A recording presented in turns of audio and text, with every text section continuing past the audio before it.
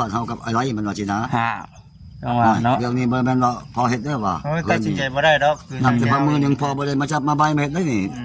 ล้วนแล้วแต่ผู้รักผู้ใหญ่เพิ่นได้เฮ็ดได้บ่ตัดสินบ่ได้ว่าเพิ่นให้ขายก็ขายเพิ่นบ่ให้ขายก็นี่ก็ขึ้นกับทางผู้รักผู้ใหญ่เพิ่นนั่นแหละเนาะมันแล้วแต่แน่ๆก็คือว่านะเฮาต้องพังทั้ง2กรรม2พาย FC ได้ยินผู้รักผู้ใหญ่เพิ่นได้ยินเพิ่นสิจัดแจงเพิ่นสิบอกเองดอกนะว่าอะไรก็ว่าเห็นดีแบบใดเนาะแต่เพิ่นก็ถามคืนไผเนี่ยอันนั้นพ่อย่าเพิ่นได้ไผพอมาไลเราก็ล้มนํอยู่เราก็ว่าโอ้เราว่าบ่จักว่าสิเป็นแบบนี้คอยก็เบิ่งอยู่แล้วว่า2 3มื้อมันยากเบิ่งยากเราจะว่าซั่นได้คืนนี่ทำกับแม่ได้แม่กันพักกันเฉยๆแต่ว่าคันว่าคืนมานี่มักบ่มาคนให้พวกเฮานี่บ่ได้เอามาละลาได้ถ้าว่าเขาบ่คิดจังได๋คิดจังได๋ก็พอเฮ็ดตามพี่ตามคองได้เดี๋ยวเอาเท่าเอาแก่ยังมาข้างแน่ได้ต้องได้เว้าได้ว่ากันข้างแน่เด้อบัดนี้เนาะปากแดงมีแฮงเว้าได้มีมาตรการใส่กันได้คันว่าเพิ่นว่าไปบ่มก็บ่วิดกันบ่ได้เอามาละลาต้องมีเฒ่าแก่ตานายข้างแน่แล้วปากแดงมีแฮงเว้าได้จังสิให้คืนจังซั่นแล้วบ่บ่แจ้งนั่นหรอกมันย่างงุยมาคือได้แล้วบ่ทันใจแล้วบ่ให้เลี้ยงน้อง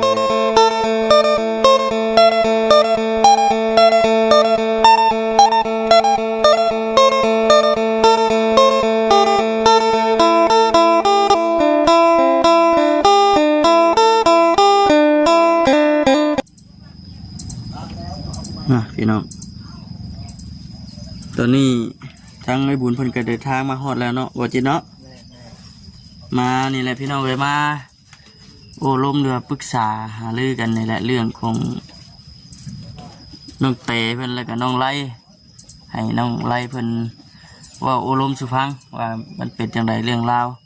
กบปลายสาเหตุว่าซั่นจากที่แน่ๆคือได้พากันเข้าไปเมื่อกี้นี้ว่า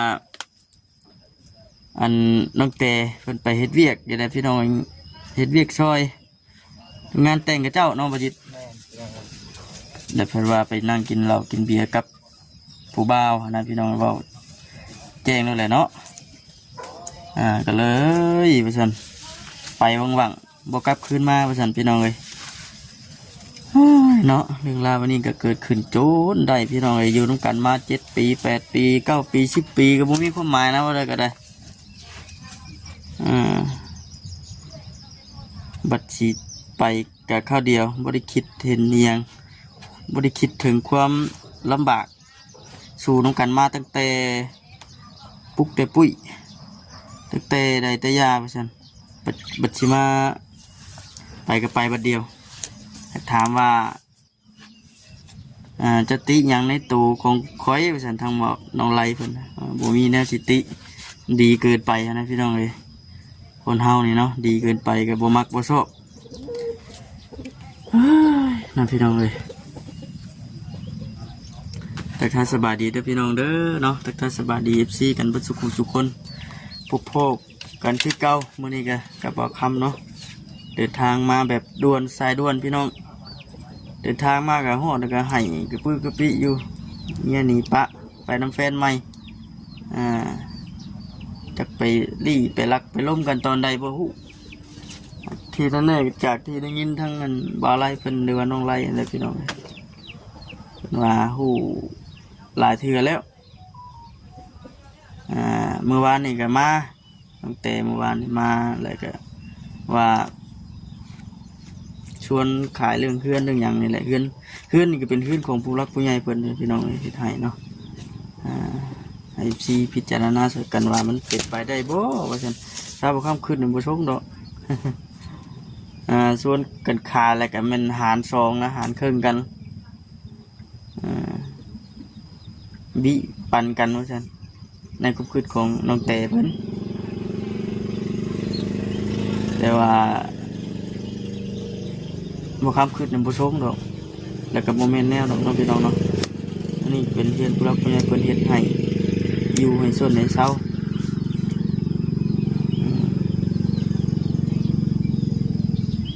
แล้วก็มาถามเรื่อง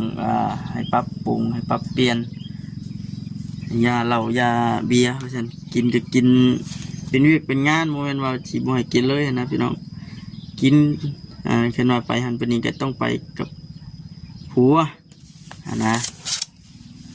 เดี๋ยวเจ้าหน่อยสิพาพี่เข้าไปอีกพี่น้องเนาะเข้าไปถามไทยน้ำกันคือเหตุผลเห็นทั้งพอเรามาตอนนี้ทั้งไอ้บุญเพิ่นยังถามไทยอยู่เดี๋ยวเจ้าหน่อยจังสิพาพี่เข้าไปน้ำกันจังได้ก็ซอยพิจารณาด้วยกันเด้อพี่น้องเด้อเนาะตกใจเยอะได้เป็นสิกระไดเนาะใจหายใจความรู้แล้วแบบนี้บัญชีเป็นข้าเดียวบัญชีไปข้าเดียวว่าฉันปลูกปรับรถยังตั้งรักตั้งยังบ่ได้แล้ววะน้องไรก็ได้ไปดีเด้อเป็นนี่ไรเป็นนี่ไรคือว่าปลูกปรับข้าเดียว พ่อย่านั่นโทรมาคืนนี่เดี๋ยวโทรมาใส่ว่าเราโอ้ยเราคอยกระเบื้องยากเราว่าในเฮือนนี่เด็ดขาดเราบ่ให้ปลูกอยู่นี่ไผอยู่แล้วไผดีแล้วไผอยู่คันว่าสิขายคืออีแต่เว้าเลยบ่ได้ ไม่ได้แล้ว คือทางน้องเต๋เป็นในชวนขาย ชวนขายคือนี่โทรมาหาพ่อนี่แหละ คือเขาเนี่ย พ่อกระสิบ่ได้เนาะเนาะเป็นผู้เฮ็ด ไปดีไปได้คือว่าเนี่ยเจ้าเฮ็ดผิดเจ้าสิว่านั่นฉันในคุมคืนเฮาดอกมันขายบ่ได้อยู่แล้วสิขายแบบได้ เรื่ นะ องขี้ข้านจะชุดอยู่นี่ เป็นยังไงเล่าบ้างเด้วยความเป็นไปเป็นมา บ่อ้ายพ่ออ้ายแม่มันบ่ดึงเขาได้คู่มือนี่เขาบ่ได้ไป แซ่ ได้ บแซ่บอยู่บ่ดูไผให้กินให้ บ่เคยได้กินจักเทื่อ อืม เอาความจริงได้นี่ อืม คันว่าบางไรไปงานก็มีแต่มาตำจุตำแจ่วกับแม่เพิ่นแล้วตำให้ อืม เขานำจำปาพุ่นบ่เคยว่าสิห่อเขา บริเวณไว้ว่าห่อเข้าวให้ผัวไปใช่ป่ะ นี่ความจริงบ่ ความจริงได้ ไว้ว่าห่อเข้าวให้ลูกให้ผัวไปเนี่ยบ่มี บ่มีบ่เคยถามโดด เออ แต่ว่าพวกเฮานี่คือแจ่วว่าเว้าหลายบ่ลูกมักก็เลยเว้าบ่ได้ อดดิ เอาแม่นหั่นแหละเนาะ มันเกินมันใช่ว่าความทุกข์บางไรนี่ทุกข์เต็มที่เงินคำกิมหนึงเอามาให้ลูกให้เมีย เป็นครับ เลี้ยงเมียแล้วมันยังเลี้ยงน้องแล้วมันเลี้ยงพ่อเฒ่าอีก บัดฉะนั้นในความ เบิดเท่านั้นแหละ เมียอยู่บ้านเรานี่ครับมาใช้มาก็ขอเงินนํเขานี่แล้ว ป้าได้เมีย ป้าแล้วบ่นะ เอาเมียใหม่แล้วเดี๋ยวนี้แต่ว่าเงินหักกับเมียหวานชื่นนี่ เออ อะไรนี่สำนั้นแหละเจ้าเบ็ดบ่สั่ง เอาเมียใหม่อีกเลย เอาเมียใหม่แล้ว เอ้าเนาะ มานอนนี่ให้คืนน่ะนี่ อืม มันขออาบน้ำนี่คืนน่ะอาบแล้วอ่ะ อืม คือเป็นนั่นเนาะอันนี้ เขาก็บ่จังว่าเลยว่าคือเห็นลูกให้คือจนโตก็ดีมีแต่ปลอบใจว่าอย่ามันลูกใหม่นางใหม่ ไม่นั่งไม่ ผู้หญิงบ่มีแต่ผู้เดียว มันจะว่า 1,000% ได้บ่จิตเลยโทรหาพ่อคืนนี่9 โมงเนาะเร่งๆมาเบิ่งว่าพ่อเฮาจะขายเฮือนนะเฮือนใช้บ่เอาผู้ชมนั่นแหละเอ้าเพราะว่าเฮากับอะไรมันมีพูด เอ้า สัมภาษณ์บ่ได้สัมภาษณ์ผู้อื่น อ่า สัมภาษณ์เฮากับอะไรมันว่าสินะ ฮ่าต้องว่าเนาะ เรื่องนี้บ่แม่นว่าพอเฮ็ดเด้อว่า โอ้ยตัดสินใจบ่ได้ดอกคือ นับแต่พมือหนึงพอบ่ได้มาจับมาใบมาเฮ็ดได้นี่ อืม ล้วนแล้วแต่ผู้ยักผู้ใหญ่เพิ่นได้เฮ็ดได้บ่ตัดสินบ่ได้ว่า แน่ๆเฮา เพิ่นให้ขายก็ขายเพิ่นบ่ให้ขายก็ นั่น อันนี้ก็ขึ้นกับทางผู้รักผู้ใหญ่เพิ่นนั่นแหละเนาะ เออ มันแล้ว ที่แน่ๆก็คือว่านะ เฮาต้องพังทั้งสองกำสองพาย อืม FC ได้ยินผู้รักผู้ใหญ่เพิ่นได้ยินเพิ่นสิจัดแจงเพิ่นสิ เป็นเพิ่นสิบอกเองดอกนะว่าอะไรก็ เนาะ ได้ ว่าเห็นดีแบบใดเนาะ แต่เพิ่นก็ถามคืนไผเนี่ยอันนั้นพ่อย่าเพิ่นยังได้ไผพอมาไล่เราก็ล้มน้ำอยู่เราก็ว่าโอ้เราว่าบ่จักว่าสิเป็นแบบนี้คอยก็เบิ่งอยู่แล้วว่า2 3มื้อมันยากเบิ่งยากเราจะเว้าจังได๋คืนนี่ อืม ทำกับแม่ได้แม่กันพังกันเซลอันเราเว้าว่าน่ะจังคือเป็นแบบนี้เราว่าเนาะ อืม พอจังเดี๋ยวนี้จะมาวุ่นวายลูกเมียคนบ่ได้ได้เราว่าพาคอยก็เซาช่วยเหลือคนได้แล้วก็ฮู้อยู่ว่าเราปัด ปัดอันนั้นเนาะ นั่นเราเป็นแบบนี้แล้วเบิ่งเงินคำเนาะเราฝากมาให้เจอเดียว2 ล้าน 3 ล้านบ่ฮอด2 มื้อบ่จิตเอ้ย เออ มันบางไรอีกเฮ็ดเทื่อละล้านเทื่อ800,000 700,000มาเหมาะให้เพิ่นเขาบ่มีพื้นไผในเฮือนนี่มีแต่กินมีแต่ว่าได้กินมีกินข้าวผัดยังไป สร้างเป็นเนาะ แบบนั้นเฮาผู้เป็นพ่อเป็นแม่แต่พอเฮาบ่เว้าหนึ่งมาก็บ่เอากันก็บ่ได้เมียบ่ได้แต่งแน่เนาะ อืม อย่าเว้าหลายเฮาบ่ได้แต่ง เอากับบริแต่งอีดี แม่น โอ้ยนี่ได้ฉันเนาะ วานนี่ก็คือว่ามาหาทั้งน้องไล่เพิ่นว่าวานไปเป็นนางคุมผู้ปาบ่จิปะวานนี่ ก็ถึงสิแต่งบ่แต่งมันก็คือว่าได้หักแพงกันเนาะสิได้ เรื่องแต่งบ่แต่งบ่จักจะเอากันเนาะแม่นบ่ อ่า มาอยู่น้ำปูน้ำยา ลำบากนำกัน เพราะคนว่าคนหมดความอายเลยเนาะ อืม เมื่อคืนมาซ่านมันเสร็จอยู่ให้กินบ่มี บ่มี มีกินน่ะกินได้กินนี่บ่ได้เว้าเรื่องกินนี่แต่ว่าเรื่องว่าสิเมียนพระเขาพระน้ำบ่หรือว่าสิล้างถ้วยล้างบวงบ่ แม่แกงจะตำมักเพชร บ่มีเอาแม่มาสัมภาษณ์อีกก็ได้บ่ได้ยากตัวนี้แม่น สร้างเป็น ความจริ เนาะ งได้อันนี้ได้อืม คือว่าเอ้าฉันตกใจแล้วนี่ก็ว่าโทรหาทางวัดจิตเพิ่นว่าเอ้าเลิกกันเลยหย่ากันเลย แม่น แต่ว่าชีวิตที่ได้ต่อบัดนี้ บ้าน มี นี้ แต่ คอยก็บ่จักเห็นเพิ่นยุงสงขาสันมาแต่สวรรค์ โอ้บ้านนี่ก็ บ้านนี้มาโอ้ออกไปหาบ่ไกลเลยเว้ากันว่าบ่ไกลโทรมาว่าปาแล้ว เออ บ่ได้แล้วว่าให้เจ้าเปลี่ยนกินเหล้ากินเบียร์ให้เจ้าเจ้าสร้างผู้นี้รับบ่ได้ ผู้นี้ รับอยากไปอยากมาอยากลินจะกินนี่ มันบ่เลิกบ่ได้ซะบัดนี้ติ บ่ได้เลิกบ่ได้บ่ได้ก็ว่าโยก็เว้านี่แล้วก็ว่าคันบ่ได้แล้วเขาก็หับบ่ได้ สิบ่ได้ซะบ่ได้ก็ห่วยเนาะ แม่น ยากเลยพี่น้อยถ้าเบิ่งนี่ก็ได้ นั่นแหละก็คือกันกับพวกเจ้าหูผ่านมาแล้วทำที่ลงมาก็สัมภาษณ์แต่เทื่อก็เคยหูเคยเห็นเคยเล่าสุพังประมาณเป็นชีวิตแต่เห็นเว่าได้นี่ว่าบ่ไรก็ตั้งตัดสินใจว่าวิทย์บ่บ่ไรว่าวิทย์ ถามลูกถามเต้าข้างในได้เฮาก็ได้ติ บ่ไรก็วิทย์ 1,000%นะว่ากันนาเดี๋ยวนี้มันเป็นอย่างนั้น ผมกินนี่ก็ถามทั้งน้องเพิ่นอยู่ว่าเอาบ่ไหวแล้วกันว่าสิแบบว่าพากันถามว่าเอาสมมุติว่าเพิ่นจะกลับมาสิเด้น้องเพิ่นว่าโอ้บ่ไหวว่าซั่นมันเกินไปนะจากที่ว่าทางน้องเพิ่น ว่า ว่า กันยังไงว่าคนผู้นี้จะเฮ็ดนั่นได้ก็โอ้เรื่องสิว่าจะเอาน้องเอาเฒ่าแกมาสั่งสอนอยู่บ่ได้ดอกบ่เปลี่ยนบ่เปลี่ยนเอาแจ้งๆเลย ยากเนาะ ย่าโอ้ยบ่ตอบบ่โต้บ่เถียงพ่อแม่เว้านี่บ่เถียงเลย บ่ แต่ว่าโอ้ยจักสิว่าจังนะบ่มีทางหูนี่ออกหูนี่บ่ที่นี่ไปที่นี่แล้วยังว่าหันก็นี่เขามาบอกไอ้กกเพิ่นนี่แหละว่าบอกแน่น้องไผโดนนี่เอาเบิ่งมันเบิ่งยากก็ได้ไปนี่อะไรผัวเขา คนในบ้านน่ะบ่ คนในบ้านนี่แล้วจังสิว่าได้แล้วยังว่าสมอะไรแบบบ่จะว่าเมียย้อนมักย้อนไป แสดงว่าฮู้เท่าไรเทื่อแล้วนี่ โอ้ เนาะ หลายเทื่อเลย หลายเทื่อแล้ว แม่ นี่ หลายเทื่อแต่ว่าพอบ่จะว่าย้อนว่ายันลูกบ่วิทย์ยันลูกว่าพ่อแม่นี่ยีกองจากกันแล้วก็บ่เว้า ก็เลยให้เวลามันนั่นเอง แม่นถ้ามันเป็น ถ้ามันเป็นมันยังก็ได้ พ่อแม่ มันยัง คิดว่าบ่พลาดมีมือหนึงเป็นแม่นอีหลี อืม ปั๊บรถแบบนี้แหละโดดไปอยู่ซักไว้แต่คันว่าเรื่องว่าเฮ็ดเรื่องสร้างได้ ยากเลย เอา เนาะ เด้เบิ่งเอานี่คนว่าลูกเต้ามาสัมภาษณ์เบิ่งเอาหญ้านี่แทนที่เจ้าผัวไปเฮ็ดงานเจ้าอยู่นี่เฮ็ดหยังซับแป้นนั้นแป้นที่หนึ่งเขาถึงน้ำทานลูกตาผัวมาแล้วย่อเขาย่อน้ำเขามาอีแต่เมื่อย ได้ยินน้องไล่เพิ่นว่าเพิ่นมาแต่เฮ็ดเวียกไม่เมื่อยแล้วก็เรื่องข้าวเรื่องน้ำเนี่ยแม่นเฮ็ดเองเบิดเฮ็ดอยู่เฮ็ดกินว่าซั่น เขาถึงน้ำแม่นตัวนี้แม่นแท้ 1,000%บ่ได้หาเรื่องใส่ไผหมด สร้างเป็นเนาะ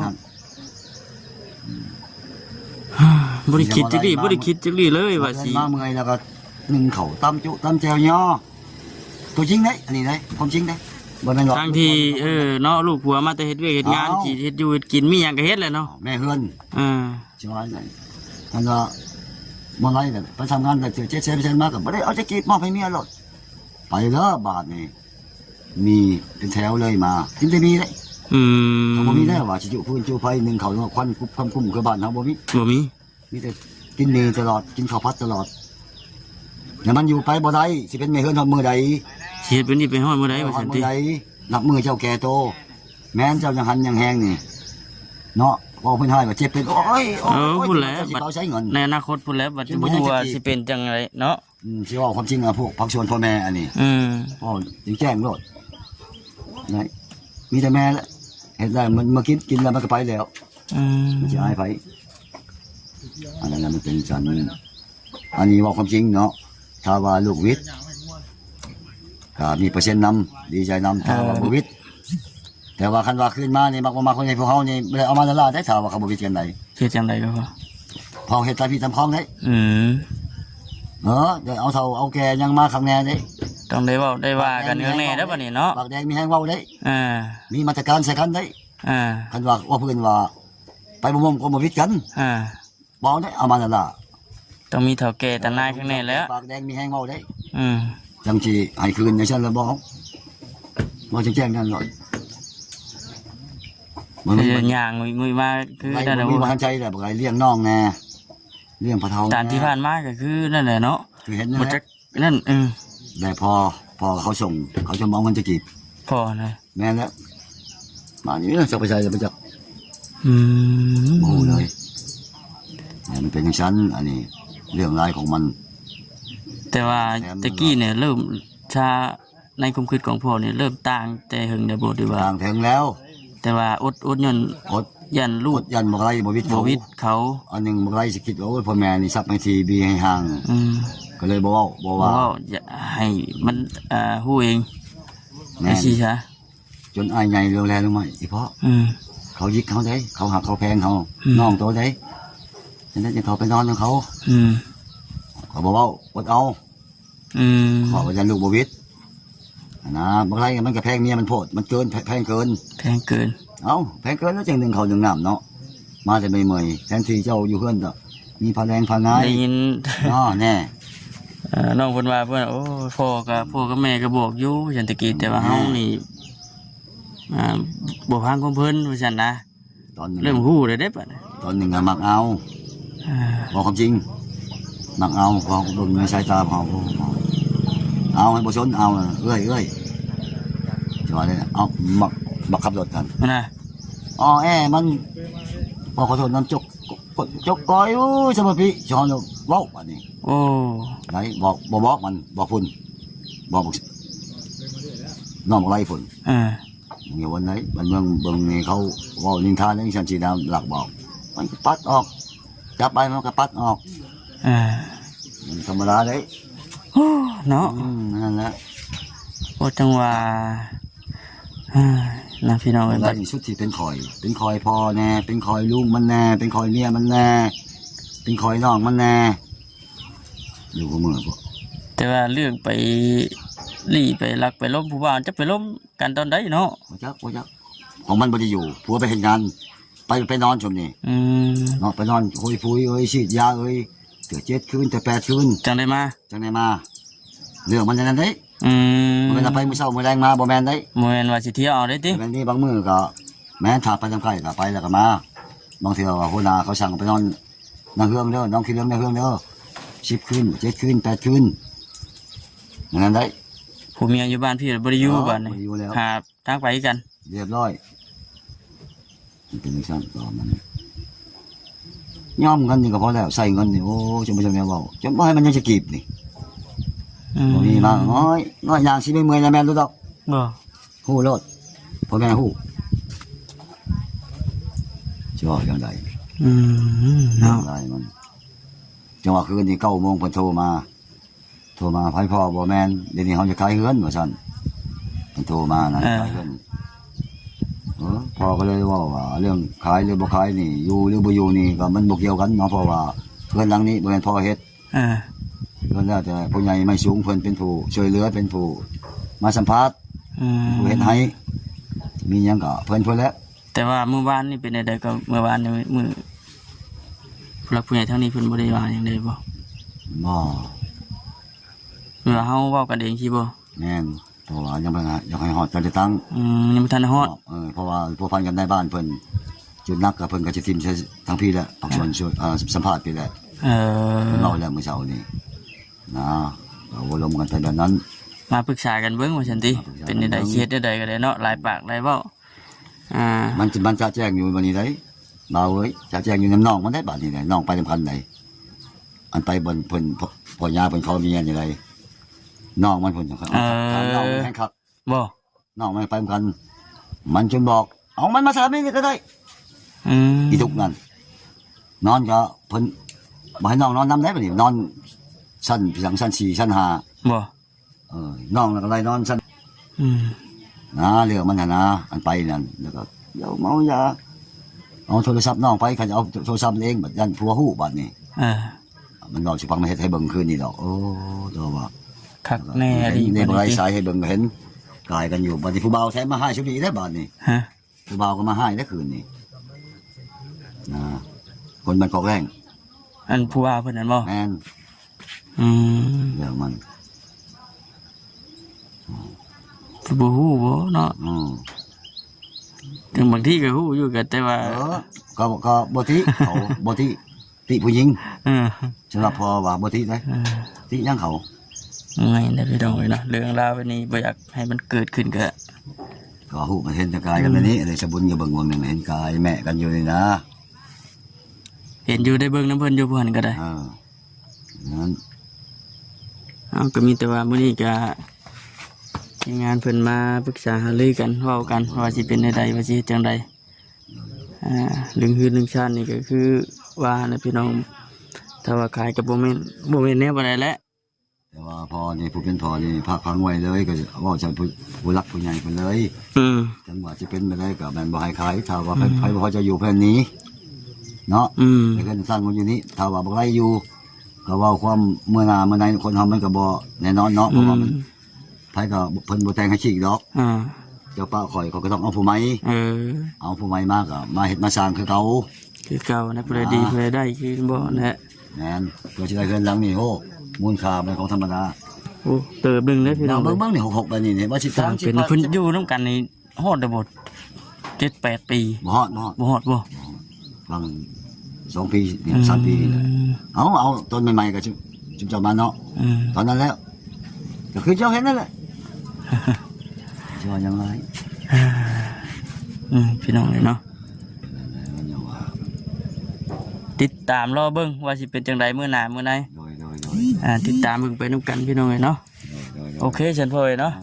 สบายดียังกี่ ได้อุดมอีกเรื่อยอยู่ยังท่านได้เมื่อดอกอาศัยทางนี้แล้วเป็นผู้